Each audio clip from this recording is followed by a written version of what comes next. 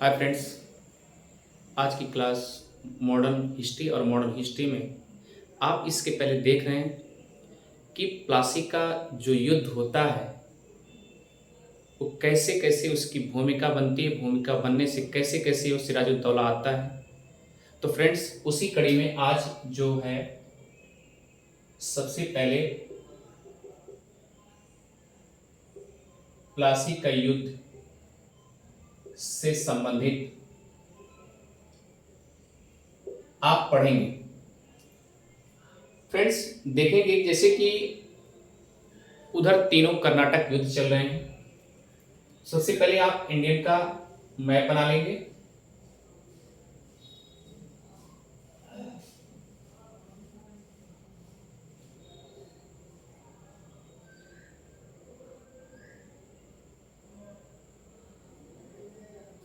ये आपका इंडिया है और जैसा कि आप देखेंगे इंडिया में ये आपका बंगाल है।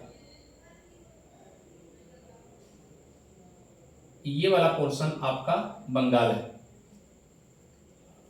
और यहां पर एक सेंटर है जिसका नाम है दिल्ली।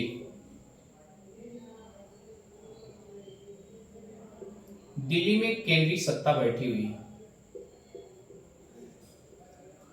दिल्ली में केंद्रीय सत्ता है और यहां पर बंगाल में एक प्रांतीय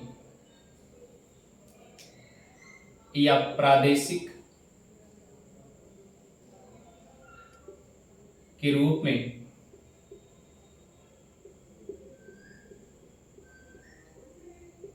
बंगाल। जैसा कि फ्रेंड्स आप जानते हैं कि तीनों कर्नाटक युद्ध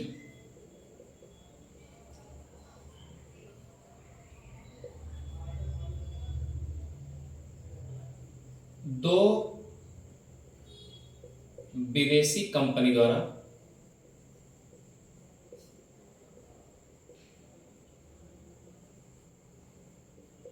युद्ध चल रहे थे, जो कि मुख्य रूप से आपने देखा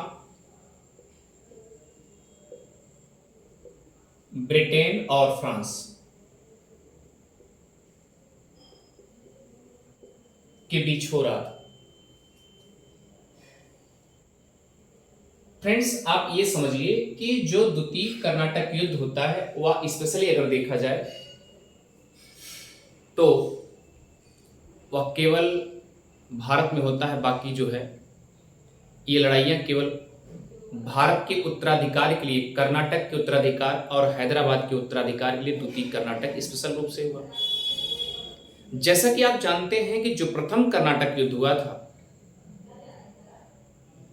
उसमें ऑस्ट्रिया के उत्तराधिकार मारिया थ्रेसा न होने पाए, इसके लिए हुआ।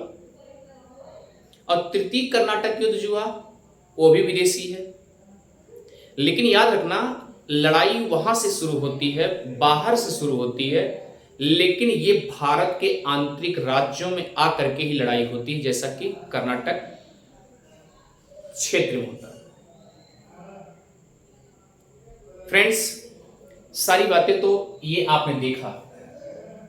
जैसा कि आप जानते हैं उस समय जब तीनों कर्नाटक युद्ध उधर लड़े जा रहे थे, आपस में लड़ रहे थे, और उधर बंगाल में अली वर्दी खां नवाब घोषित करके बैठा हुआ है। बंगाल में कौन? अली वर्दी खां, ये नवाबी कर रहा है।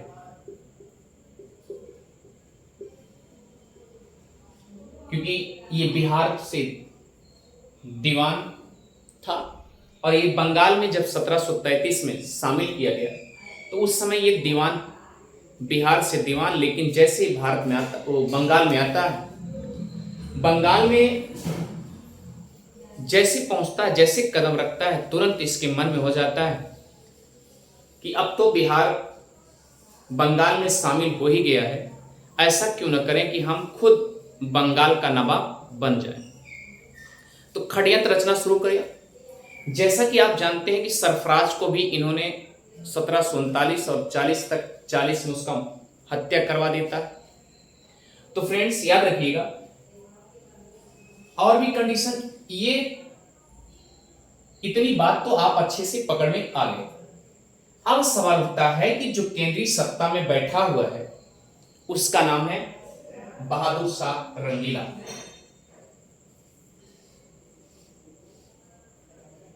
क्या नाम है? केंद्रीय सत्ता में जो बैठा है उसका नाम है बहादुर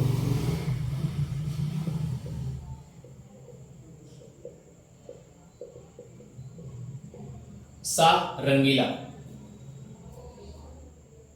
जिसे बचपन का नाम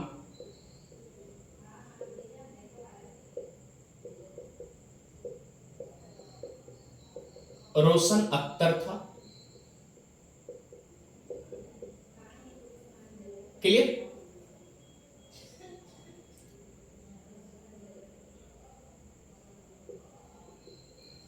फ्रेंड्स, ये बहुत बड़ा एक प्रकार से मदमस्त व्यक्ति था, हमेशा पी करके एकदम मदमस्त पड़ा रहता था, नाम से भी जाहिर हो रहा है। फ्रेंड्स याद रखिएगा, जब सरफराज को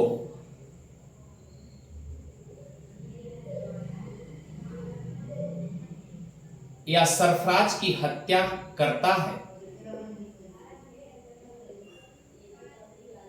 उस समय 1740 ईस्वी चल रहा था। ठीक, और क्यों हत्या करता है, यह भी सवाल उठता है कि हत्या इसलिए करता है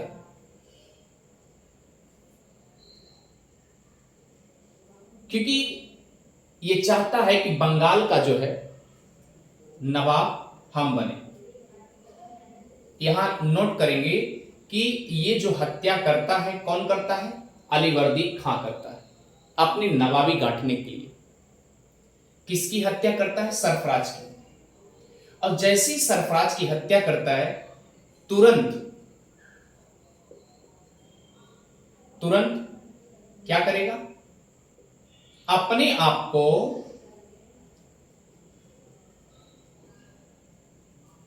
बंगाल का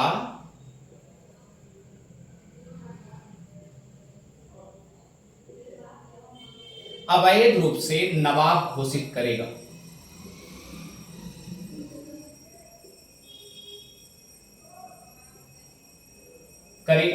जैसा कि आप जानते हैं कि हत्या तो कर ही चुका है, इसके पहले क्या सबको पता नहीं होगा? हत्या किया तो पता नहीं चलेगा, सबको पता चलेगा।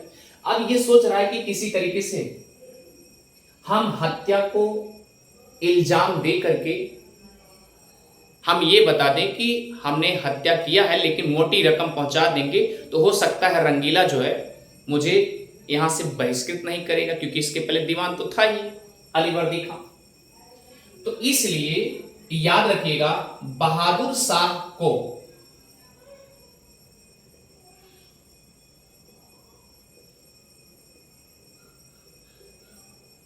अलीवर्दी खां 2 करोड़ रुपया हर्जाना देता है।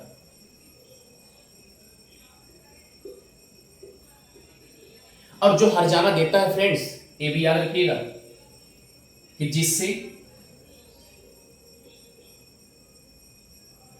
याद रखिएगा सरफराज की हत्या भी माफ हो जाए और यानी सरफराज की जो हत्या किया था उसके सिलसिले में भी उन्होंने क्या किया, 2 करोड़ रुपया हर्जाना के रूप में दे दिया कि जिससे सरफराज की हत्या भी माफ हो जाए और दूसरी चीज है हम वहां पर वैध रूप से नवाब भी बन जाए, वैध रूप से नवाब भी बन जाए। फ्रेंड्स ये देखिए कि वैध रूप से नवाब बनने के लिए इन्होंने कितना क्या किया, 2 करोड़ रुपए दे दिया। लेकिन आपने कभी नहीं सोचा कि 2 करोड़ रुपया दिया तो किससे दिया होगा? बंगाल के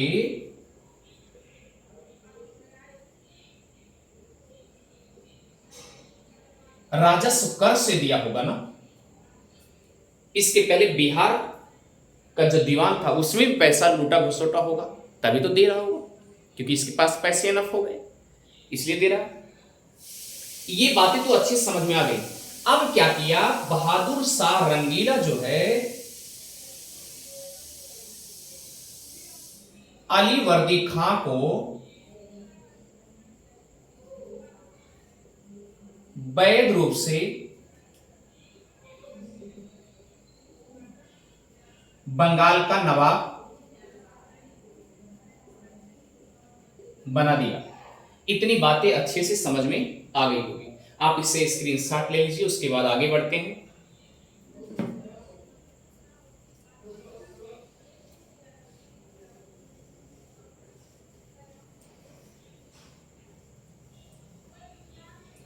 फ्रेंड्स याद रखिएगा, ये अब बहादुर शाह क्या है, फिर क्या करेगा, राजस्व कर तो मांगेगा ही ना। रंगीला रंगीला क्या किया, यहां पर कौन है, यहां लिख दे रहा हूं अली वर्दी खां, जिससे आप समझते रहे अच्छे से। अली वर्दी खां कहां पे है, बंगाल में। रंगीला ये जब इनसे टैक्स मांगेगा तो अली वर्दी खां ये अपने दिमाग में लगा लिया था कि हम तो 2 करोड़ रुपए दे चुके हैं, ये बार बार हम राजस्व कर क्यों दें। इसलिए अली वर्दी खां जो है रंगीला को एक बार 2 करोड़ रुपए देने के बाद उन्होंने फिर दोबारा राजस्व कर नहीं दिया। इतनी बातें समझ गई। अगर राजस्व कर दोबारा फिर नहीं दिया तो आप समझ सकते हैं केंद्रीय सत्ता से अली वर्दी खां का रिश्ता धीरे धीरे अलग होगा। तो अगला लिखेंगे, यहां अगला पॉइंट क्या बनेगा कि रंगीला कहां है, केंद्रीय सरकार। रंगीला से अली वर्दी खां का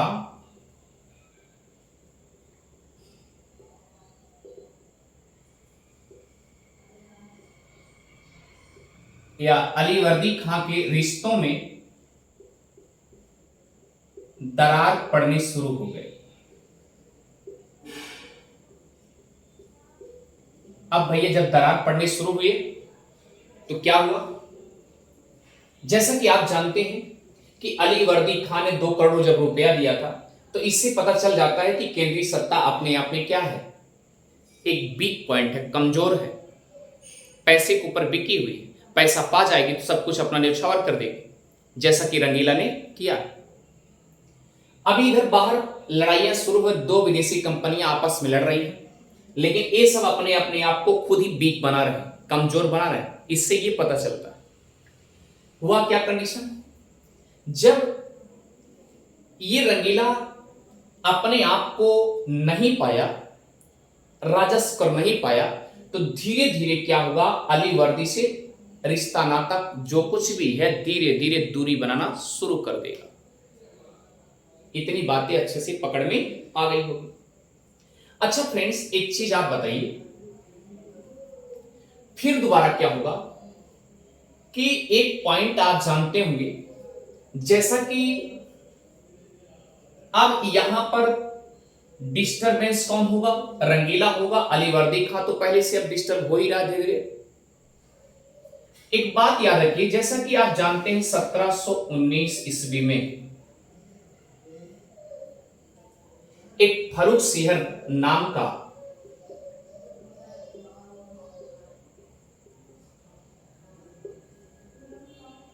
नवाब, इन्होंने क्या किया था, बंगाल में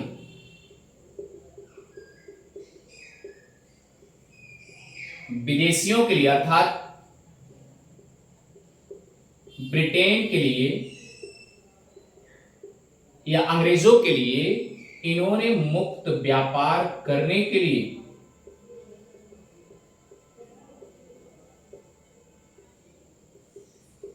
एक शाही फरमान दिया था।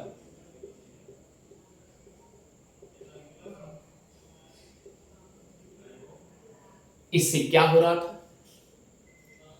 इस शाही फरमान पाने के बाद अंग्रेजों क्या करते थे?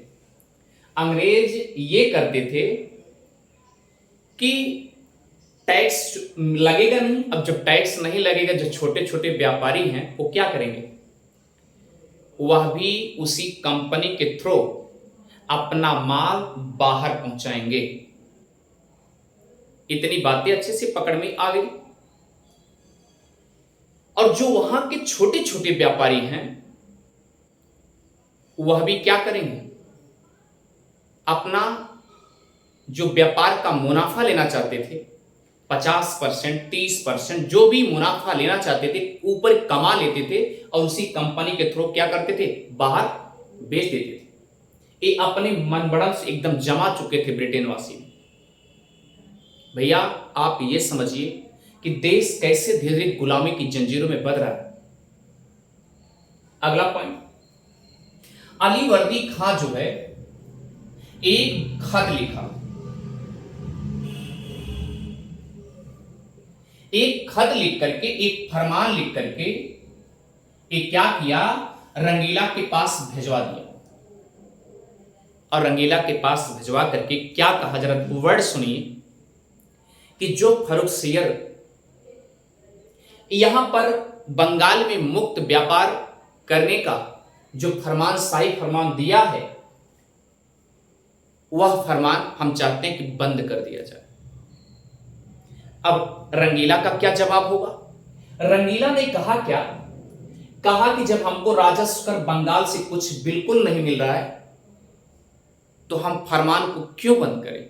हमसे बंगाल से मतलब ही नहीं। ये रंगीला का जवाब रहा। अब एकदम डिप्रेशन में आ गया। एक तरफ तो रिश्ता खत्म इनसे एकदम, क्योंकि ये मुंह मोड़ लिए, रंगीला जी मुंह मोड़ लिए और अली वर्दी खां उससे परेशान। इधर फर्रुखसियर वाला नियम जो है ब्रिटेन वासी क्या है? दबदबा बनाए हुए हैं। ये अपना अच्छा खासा मुनाफा कमा करके बाहर की तरफ सप्लाई करके अपना मुनाफा कमा रहे हैं।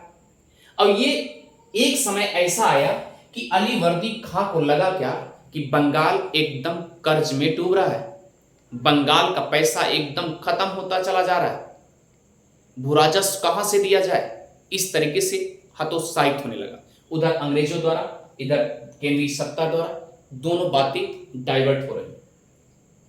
अब अगला फ्रेंड्स, अगली बात यह है कि जो अली वर्दी खां है ये बार बार अपने आप में यही विचार कर रहा है कि हम किसी तरीके से इनका, फर्रुखसियर का जो फरमान है उसे बंद करवा दें, लेकिन बंद नहीं हो पाया।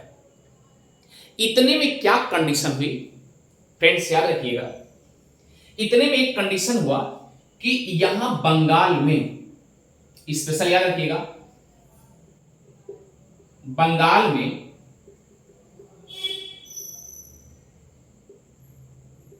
मराठाओं का धीरे धीरे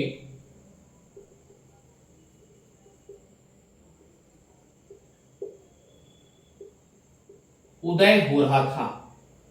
अब भैया अपना दिमाग लगाओ, बंगाल मराठाओं का जब धीरे धीरे उदय होने लगा तो ये भी किसके लिए?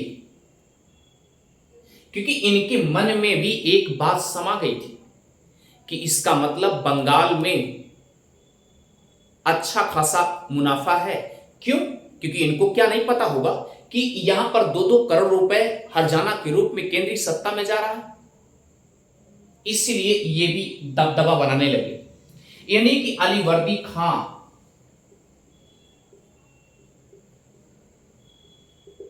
फ्रेंड्स याद रखिएगा, अली वर्दी खां को मराठाओं द्वारा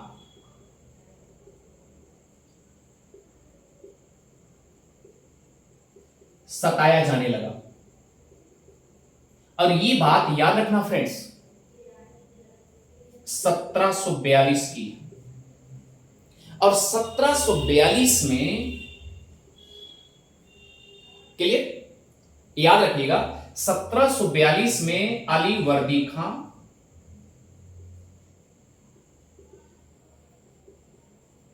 और मराठा के बीच जबरदस्त लड़ाई हुई, यानी दोनों के बीच, मराठा के बीच लड़ाइयां हुई।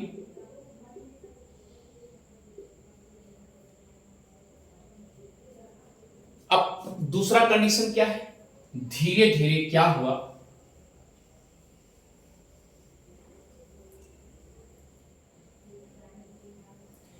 धीरे धीरे अली वर्दी खां, यहां लिखते जाएंगे, धीरे धीरे अली वर्दी खां हारता गया, यानी किसकी विजय होती गई, मराठाओं की। एक चीज आप जानते हैं कि कलकत्ता में एक ब्रिटेनों का या अंग्रेजों का, ब्रिटेन का एक किला था जिसे विलियम फोर्ट कहते हैं।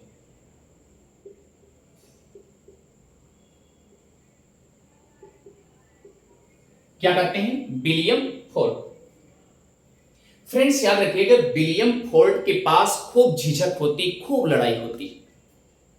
यहां तक कि आप चीज समझिए कि लड़ाई के साथ साथ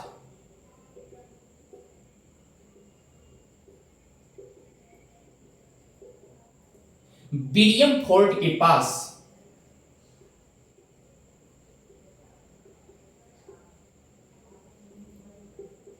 एक खाई खोदी जाती है,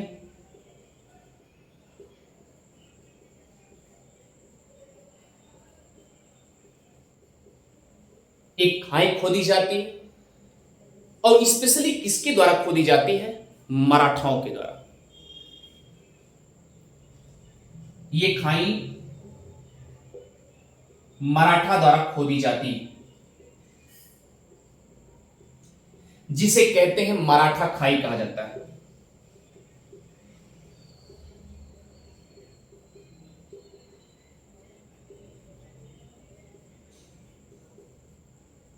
क्या कहते हैं, मराठा खाई कहते हैं। फ्रेंड्स इतनी बातें तो अच्छे से समझ में आ गई होगी, क्लियर। क्या कहते हैं, मराठा खाई कहते हैं। अब इसे जरा एक बार हम मिटाते हैं, उसके बाद आगे बढ़ते हैं। अब फ्रेंड्स ये तो मराठा खाई हो गया। एक समय ऐसा आया, मराठा जितने क्षेत्रों में जीतते गए वहां पर चौथ कर लगाते गए। यहां लिखेंगे, मराठा जितने क्षेत्रों पर जीतते गए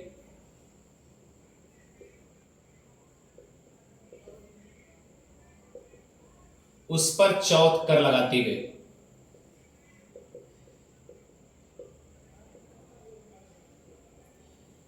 लेकिन वह चौथ कर क्या था, चौथ कर मतलब 1/4 हिस्सा। और याद रखना, स्पेशल रूप से यह कर जो है मराठा द्वारा लगाया गया। और फ्रेंड्स याद रखिए, अली वर्दी खां के ऊपर लगाया गया। लिख लेंगे, यह चौथ कर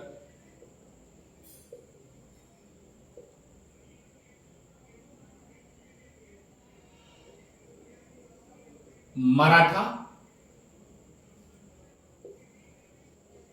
के द्वारा लगाया गया।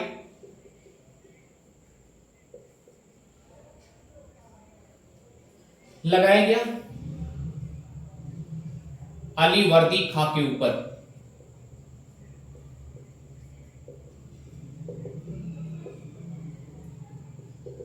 भैया याद रखिएगा, अली वर्दी खां के ऊपर जो लगाया गया वह चौथ कर 1/4। और ये इसके ऊपर लगाया गया कि आप जो है 1,20,000 रुपए चौथ कर के रूप में देंगे।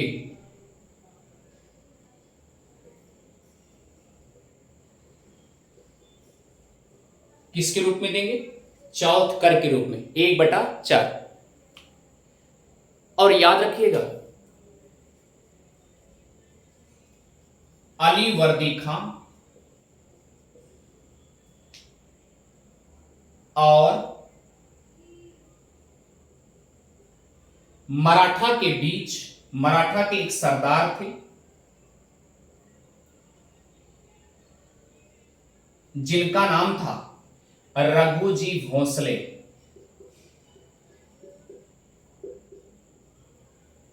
क्लियर? रघुजी भोसले के बीच संधि या समझौता हुआ था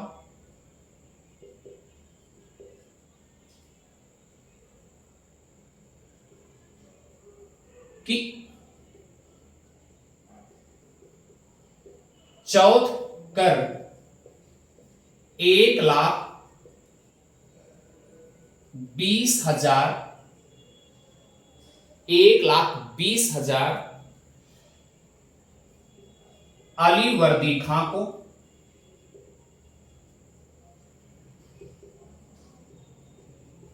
देना पड़ेगा। क्लियर? और यह कहानी ये भी याद रखिएगा, 1742 की है। इतनी बातें समझ में आ गई होगी फ्रेंड्स, यानी चौथ कर के रूप में जो लगाया गया। अब बताइए, उधर केंद्रीय सत्ता में रंगीला जो बैठा वो तो दगा दे ही दिया। फर्रुख सियर द्वारा लगाए गए टैक्स मुल्क जो था, यानी टैक्स कर जो था उसे मुक्त कर दिया गया था। उसे भी सोच रहा था किसी तरीके से ऐसा ना किया जाए, अंग्रेज जो लेके जा रहे हैं इस तरीके से ना ले जाने पाए, तो ये सोच रहा था।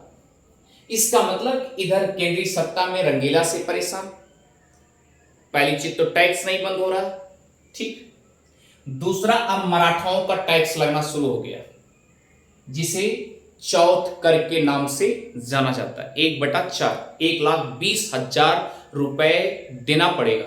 और याद रखिए, अली वर्दी खां 1,20,000 हरजाना के रूप में, राजस्व कर के रूप में, चौथ कर के रूप में देता भी था। किसको देता था? सरदार रघुजी भोसले, क्योंकि इन्हीं से समझौता हुआ था, इन्हीं के नेतृत्व में समझौता हुआ था, इनके पास जाने लगा। इतनी बातें आपको अच्छे से समझ में आ गई।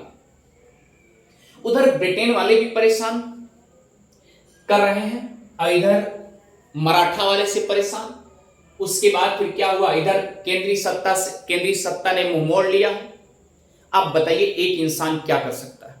लास्ट में डिप्रेशन में आकर के वो अपने आप को समझिए कि मौत के समान उतर जाते हैं, मौत के घाट उतर जाएंगे। और सीधा याद रखिए, सीधा सिंपल तरीका है, जो इंसान टेंशन लेगा वो स्वाभाविक सी बात उसका एक मृत्यु के समान ही हो रहा है। तो सेम कंडीशन, वो चिंतित होकर के उसकी मृत्यु हो जाती है। इतनी बातें आपको समझ में आ जानी चाहिए, ठीक है। अब चलते हैं, उनकी मृत्यु होती है तो कोई न कोई दावेदार तो फिर बनेगा, फिर कोई न कोई दावेदार आएगा। चलिए फ्रेंड्स, आगे चलते हैं।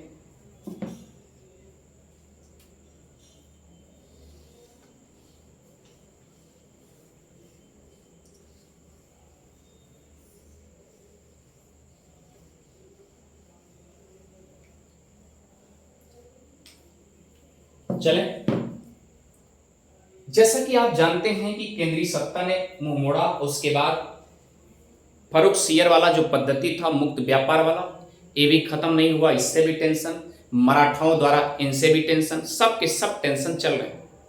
हुआ क्या? 9 अप्रैल 1756 ईस्वी में, फ्रेंड्स याद रखिएगा, 1756 ईस्वी में क्या होगा? यहां लिखेंगे 9 अप्रैल 1756 ईस्वी, और सुबह का टाइम था। इतना टेंशन था, इसको एक रोग हो गया। उस रोग का नाम है, फ्रेंड्स याद रखिएगा, जलोदर, उस रोग का क्या नाम है? जलोदर। तो याद रखिए अलीवर्दी खां,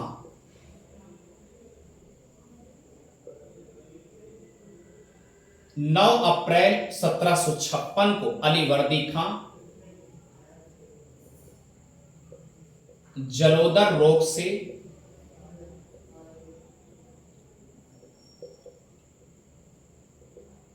पीड़ित था और सुबह 9 अप्रैल को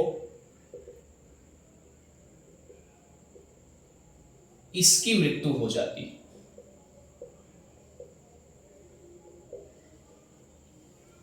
अब आपके मन में एक क्वेश्चन उठ रहा होगा कि जलोदर रोग क्या है?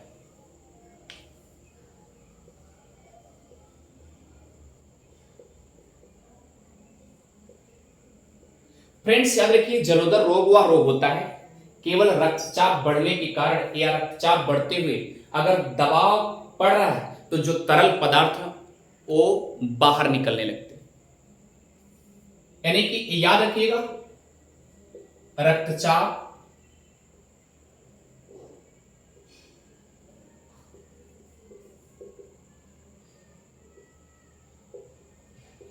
बढ़ने से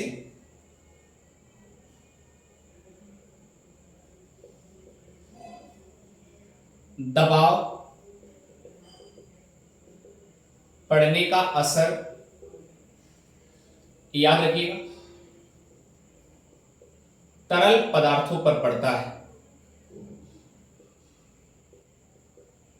जिससे तरल पदार्थ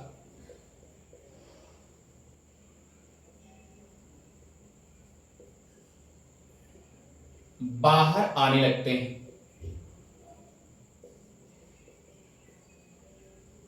इसे जलोदर रोग कहा जाता है।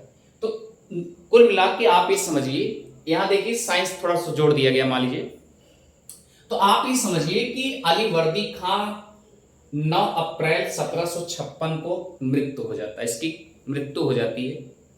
और अगर आपसे कभी पूछा जाए कि जलोदर रोग क्या है तो जलोदर रोग भी जानते रहिए आप, लेकिन ये भी जानिए अलीवर्दी खां जलोदर रोग से ही मरा है। ये बात तो सत्य हो गई। अब चलिए अगर ये मर गया तो अब इसका उत्तराधिकारी के रूप में कोई कोई तो आएगा फ्रेंड्स। चले इसके उत्तराधिकारी के रूप में कौन आएगा ये देखना। अब देखिए एक से बढ़ के एक सब हो रहे हैं। मुझे लगता है कि अलीवर्दी खां ही पूरा गेम पलट दिया, पूरे प्लासी के युद्ध का कारण बना। चले 9 अप्रैल 1756 को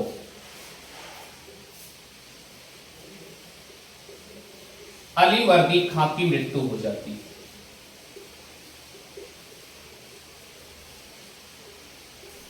भैया एक चीज बताइए, अगर अलीवर्दी खां की मृत्यु हो जाती है तो उसका कोई कोई उत्तराधिकारी भी होना चाहिए।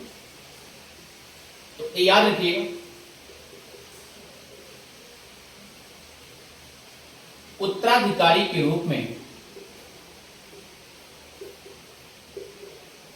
कोई बेटा नहीं था। अब आप समझिए कि अलीवर्दी खां के पास बेटा ही नहीं था, अगर बेटा नहीं था तो बेटी तो होगी। तो याद रखिए 3 पुत्रियां थी,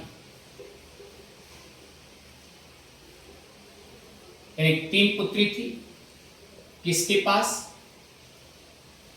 अलीवर्दी खां के पास।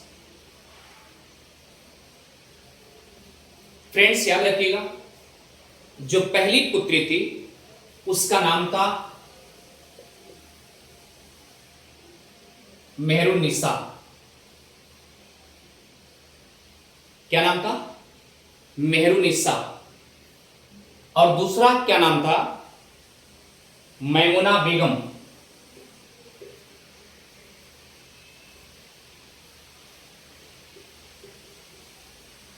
मैमुना बेगम। और तीसरे का नाम था अमीना बेगम। इतनी बातें समझ गई। फ्रेंड्स याद रखिएगा अमीना बेगम जो थी यह सबसे छोटी पुत्री थी। क्लियर। अब देखिए मेहरुन्निसा जो थी, मेहरुन्निसा नाम, फ्रेंड्स याद रखिएगा कि मेहरुन्निसा जो है ये आपके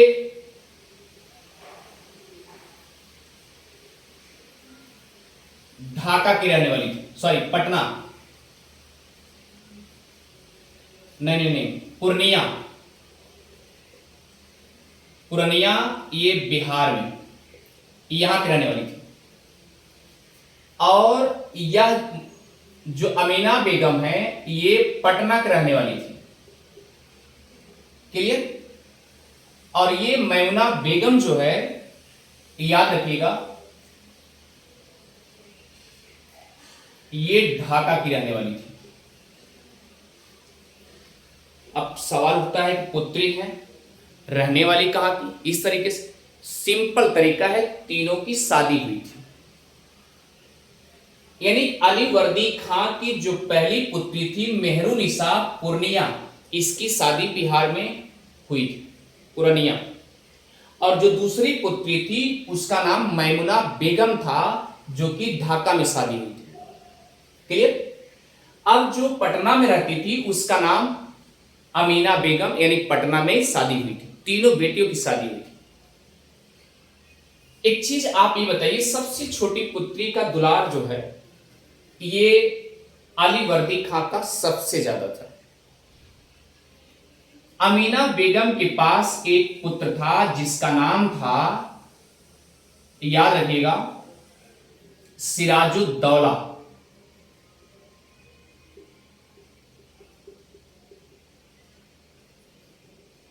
क्या नाम था? सिराजुद्दौला। और मेहरुन्निसा के जो पुत्र था उसका नाम था शौकत अली, सॉरी शौकत जंग। अब अपने दिमाग से समझिए, जब अली वर्दी खां का दुलारा नाती जो है सिराजुद्दौला है तो उत्तराधिकारी के रूप में किसको बनाते हैं? याद रखिए, अली वर्दी खां के ना रहने पर, मृत्यु होने के बाद सिराजुद्दौला ही उत्तराधिकारी बनता है।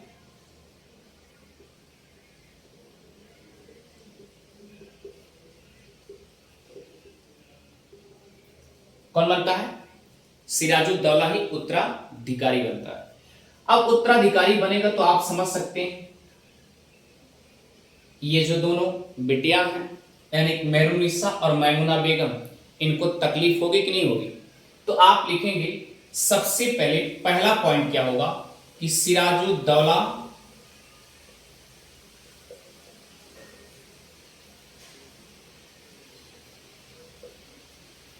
का विरोध सबसे पहले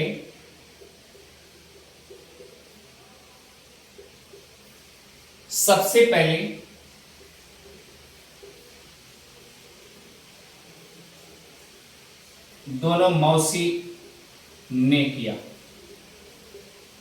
क्यों किया? कि कौन सा ऐसा कंडीशन आ गया कि सबसे छोटी पुत्री सिराजुद्दौला को ही दे दिया गया सारा उत्तराधिकार? क्या हम सब नहीं थे? हम सबको मिलना चाहिए ना।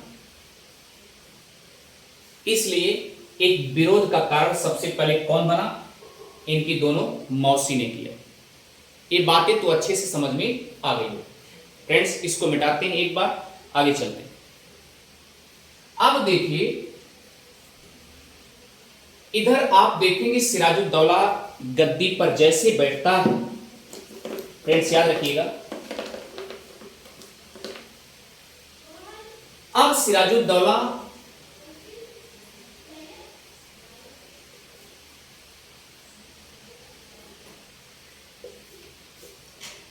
गद्दी पर बैठता है, गद्दी पर बैठता है फ्रेंड्स देखेंगे गद्दी पर जैसे बैठा सिराजुद्दौला, तुरंत बैठने पर क्या हुआ आपको पता है। उधर ब्रिटेन वाले ने, जैसा कि आप जानते हैं कलकत्ता में एक किला है विलियम फोर्ट, बार बार चर्चा चल रही है। उस समय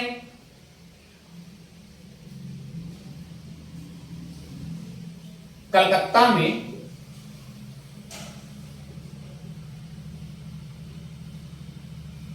जो दुर्ग है उसका नाम है विलियम फोर्ट। क्लियर फ्रेंड्स, इसे एक बार हम मैपिंग में देखते हैं। आइए चलते हैं मैप में, देखते हैं मैप में।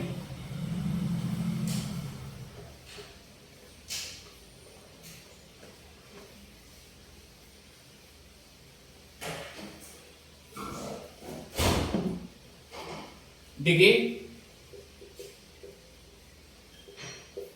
ईस्वी में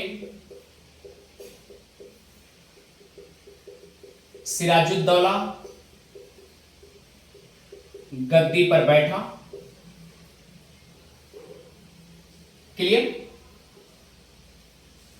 वो भी बंगाल के नवाब के रूप में।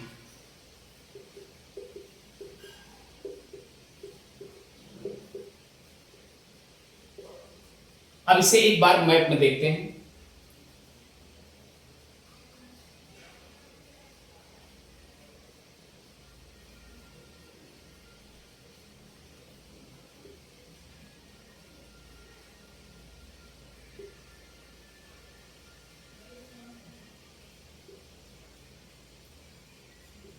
क्लियर फ्रेंड्स, याद रखिएगा ये आपका बंगाल है। यहां पर कौन बैठ रहा है? सिराजुद्दौला।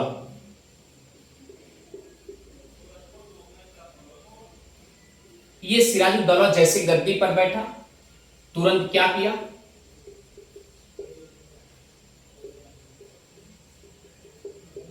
शासन और आर्थिक व्यवस्था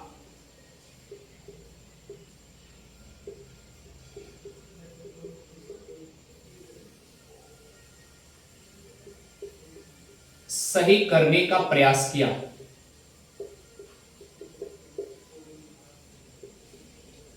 लेकिन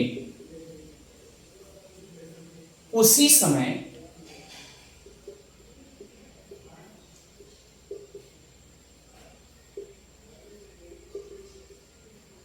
ब्रिटेन के लोग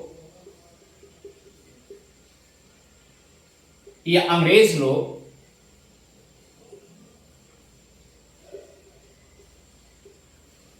विलियम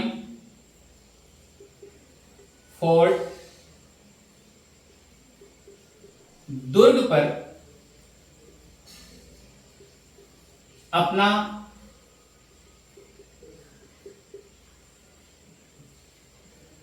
तोप लगा रहे थे या तोपों की सेटिंग कर रहे थे। क्या फ्रांस नहीं कर रहा होगा? फ्रांसीसी नहीं कर रहे होंगे? फ्रांसीसी भी कर रहे होंगे। वो अपनी तैयारी में जुटे, वो अपनी तैयारी में जुटे सब, क्योंकि उधर मराठा भी है।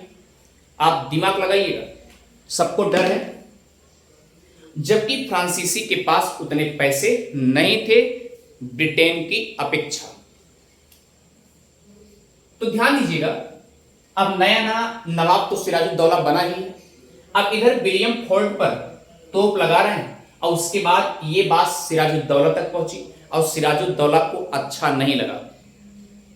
वो कहा ये सब गलत बात है, आपस में लड़ाई जो कर रहे हैं करिए, लेकिन आप तोप लगाइए ये सब गलत चीज है, एक गलत बात। और उस समय वो दिखा क्या रहे थे ब्रिटेन वाले? वो सब दिखा रहे थे कि हम अपनी दुर्ग का दुरुस्तीकरण करा रहे हैं, और जबकि क्या है, लड़ाई के ही मूड में थे। अंग्रेजों को आपने एक खूबी देखा, अंग्रेजों ने जो भी गलती करते तुरंत क्षमा मांगते, सॉरी अब ऐसी गलती नहीं करेंगे, अब आपके बीच दखलंदाजी नहीं देंगे। लेकिन यहां पर क्या होता है, जरा देखिए ध्यान से। सिराजुद्दौला क्या करता है, ये मना करता है कि आप आपसी मतभेद जो कर रहे हैं लड़ाई करिए, लेकिन तोप वगैरह आप ना लगाइए। और अंग्रेज दिखाते क्या थे कि हम तोप नहीं लगा रहे हैं, बल्कि हम ये कर रहे हैं कि अपने दुर्ग का या विलियम फोर्ट दुर्ग जो किला है उसका मरम्मत करवा रहे हैं, जिससे सिराजुद्दौला समझ ना पाए। एक बार मना किया, दो बार मना किया, जब नहीं माने अंग्रेज तो सिराजुद्दौला ने क्या किया, सीधा याद रखिए पहला युद्ध 5 जून और 1756 को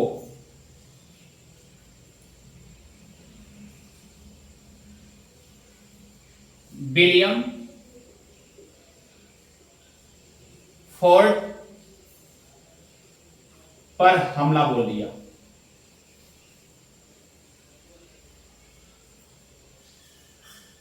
हमला बोल दिया और उसमें क्या हुआ, जब हमला बोल दिया तो ब्रिटिश वाले या अंग्रेज वाले क्या हो गए, हार गए। और भाई हारने के बाद तुरंत भागने भी लगे।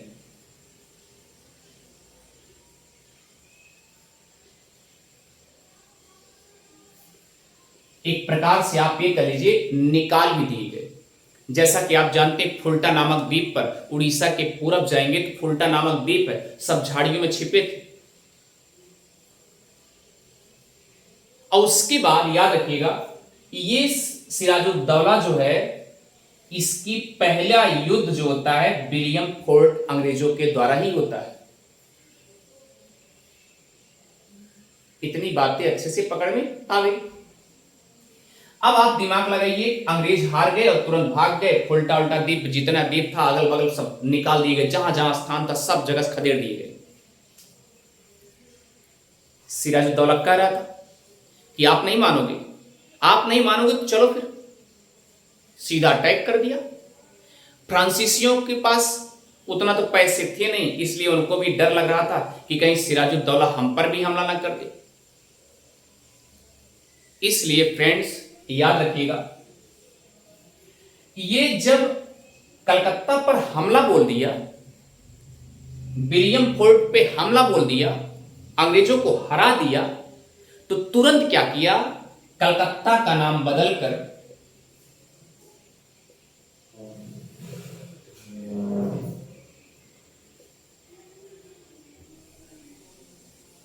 अलीनगर रख दिया।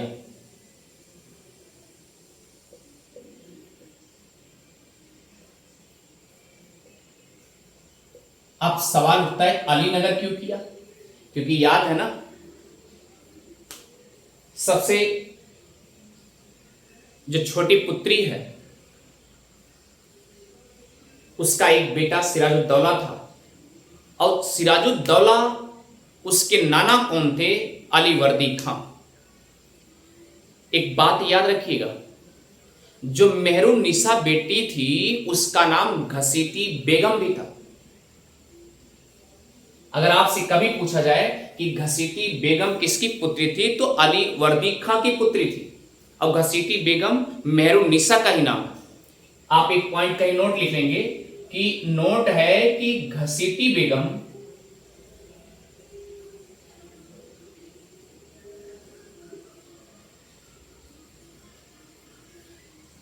किसका नाम है, तो याद रखिए मेहरुन्निसा की, जो कि किसकी पुत्री है, अलीवर्दी खां की। इतनी बातें समझ गई, अलीवर्दी खां की पुत्री है घसीटी बेगम। फ्रेंड्स आगे चलते हैं। जैसा कि कहानी आपने सुना कि कलकत्ता का नाम बदल करके अलीनगर कर दिया। अगर आपसे कभी पूछा जाए कि कलकत्ता का नाम अलीनगर किसने रखा, तो फ्रेंड्स याद रखिए सिराजुद्दौला ही था। इतनी बातें आपको अच्छे से समझ में आ गई। अब एक बात याद रखिएगा, अंग्रेज तो तिलमिला जाएंगे, गुस्सा आ जाएंगे। अंग्रेज गुस्से में है कि बताइए एक नवाब तुरंत पहुंचा, तुरंत हम पर अटैक कर दिया, हमारा सब जो कुछ भी किला उला था सब उखाड़ पखाड़ दिए, ऐसे कैसे काम चलेगा। फिर अंग्रेजों का दबदबा क्या बनेगा फ्रेंड्स, इस बात को याद रखिएगा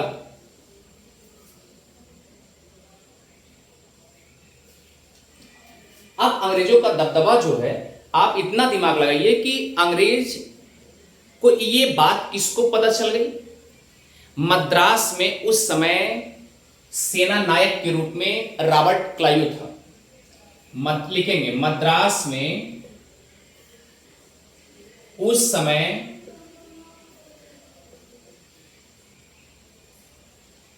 सेना नायक के रूप में रॉबर्ट क्लाइव था। ये क्या किया?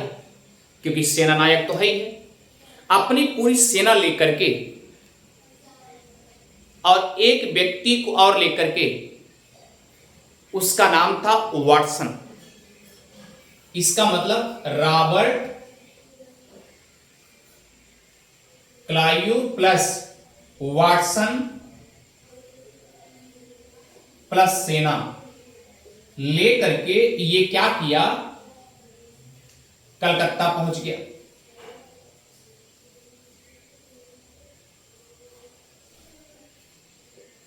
कलकत्ता पहुंच गया।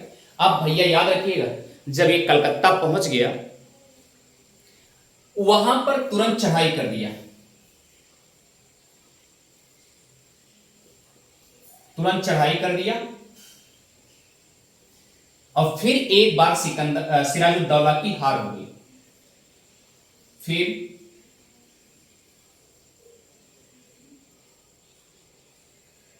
सिराजुद्दौला की हार हो गई। क्लियर? फ्रेंड्स, एक बात बताइए, सिराजुद्दौला जब हार जाता है, अब वो सोचता है कि हम ऐसा क्या करें कि जिससे हमको कलकत्ता या बंगाल फिर से मिल जाए, क्योंकि अंग्रेज के पास तो जा नहीं सकता। फ्रांसीसी भी एक प्रकार से दुश्मन बने हुए हैं, मराठा उधर छाए हुए हैं, केंद्रीय सत्ता उधर परेशान करके मुख मोड़ ली है। हमारे पास उस समय सिराजुद्दौला अपना दिमाग और बुद्धिमत्ता से काम आगे लिया। याद रखिए, उसी समय, क्लियर? याद रखिएगा, ये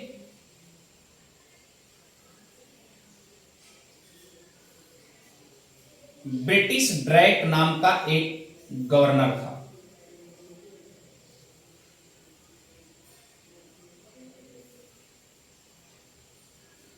उससे क्या किया? जाके चुप्पी साध करके, किसी से बोला नहीं, और जा करके चुप्पी साध करके उसी से बात किया समझौता करने के लिए, कि चलिए समझौता कर लेते हैं। और फ्रेंड्स, याद रखना, उसी समझौते को अलीनगर का समझौता कहा जाता है।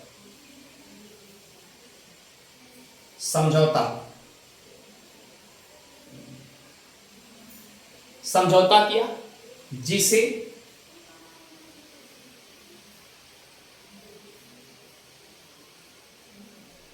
अलीनगर का समझौता कहा जाता है या संधि का।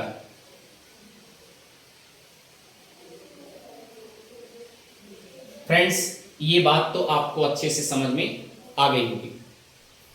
जैसा कि आप जानते हैं कि हम 1756 तक पहुंच चुके हैं। अब कल सिराजुद्दौला से फिर दोबारा अटैक, यानी कि कल 1757 23 जून की वह दिन गुलामी की जंजीर में एकदम जकड़ लिया गया। फ्रेंड्स, मुझे लगता है कि आपको अच्छे से यहां तक समझ में आ गया होगा। अलीनगर की संधि जो होती है, वह एक फ्रांसिस ड्रेक नाम का व्यक्ति है, जो कि गवर्नर का काम कर रहा है ब्रिटेन की तरफ से, और भारत की तरफ से सिराजुद्दौला, ये दोनों संधि करते हैं। मिलते हैं और बेहतर क्लास में। अगर आपको समझ में आ रहा है तो कमेंट जरूर करें, शेयर भी करें, और सब्सक्राइब करना तो विशेष करके ना भूलें। फ्रेंड्स, उदय जीएस रिसर्च सेंटर को सब्सक्राइब करना और शेयर करना, कमेंट करना कभी ना भूलें। थैंक यू फ्रेंड्स, मिलते हैं एक और बेहतर क्लास में, नेक्स्ट क्लास। Thank you.